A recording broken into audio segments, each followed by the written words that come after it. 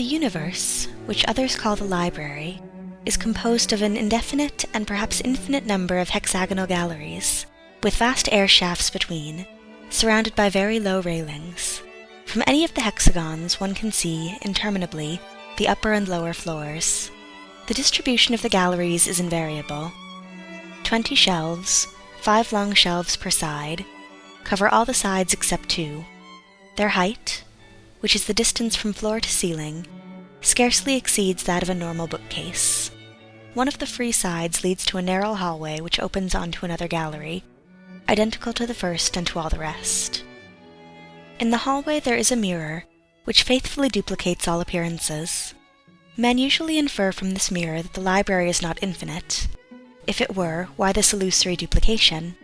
I prefer to dream that its polished surfaces represent and promise the infinite. Light is provided by some spherical fruit which bear the name of lamps. There are 2, transversely placed, in each hexagon. The light they emit is insufficient, incessant. Like all men of the library, I have traveled in my youth. I have wandered in search of a book, perhaps the catalogue of catalogues. Now that my eyes can hardly decipher what I write, I am preparing to die just a few leagues from the hexagon in which I was born. Once I am dead, there will be no lack of pious hands to throw me over the railing. My grave will be the fathomless air. My body will sink endlessly and decay and dissolve in the wind generated by the fall, which is infinite. I say that the library is unending. There are 5 shelves for each of the hexagon's walls. Each shelf contains 35 books of uniform format. Each book is of 410 pages. Each page of 40 lines. Each line of some 80 letters which are black in color. There are also letters on the spine of each book. These letters do not indicate or prefigure what the pages will say. I know that this incoherence at one time seemed mysterious.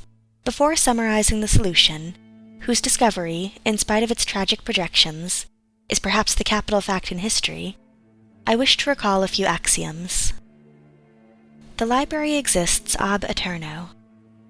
This truth, whose immediate corollary is the future eternity of the world, cannot be placed in doubt by any reasonable mind. Man, the imperfect librarian, may be the product of chance or of malevolent demiurgy. The universe, with its elegant endowment of shelves, of enigmatical volumes, of inexhaustible stairways for the traveler and latrines for the seated librarian, can only be the work of a god.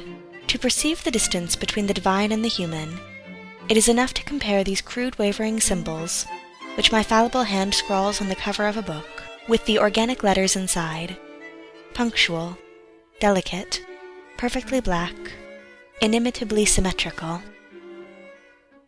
500 years ago, the chief of an upper hexagon came upon a book as confusing as the others, but which had nearly 2 pages of homogeneous lines.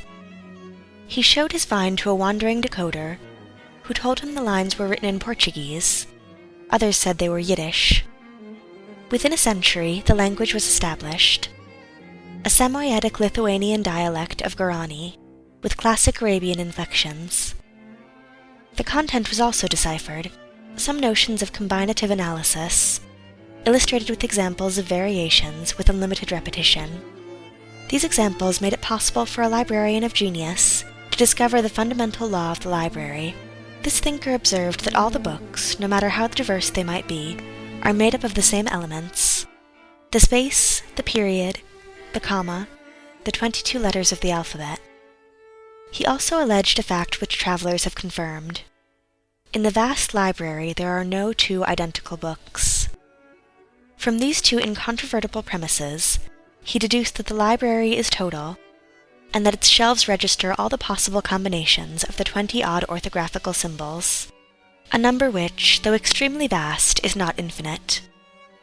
Everything, the minutely detailed history of the future, the archangels' autobiographies, the faithful catalogues of the library, the thousands and thousands of false catalogues, the demonstration of the fallacy of those catalogues, the demonstration of the fallacy of the true catalogue, the Gnostic gospel of Basilides, the commentary on that gospel, the commentary on the commentary of that gospel, the true story of your death, the translation of every book in all languages, the interpolations of every book in all books.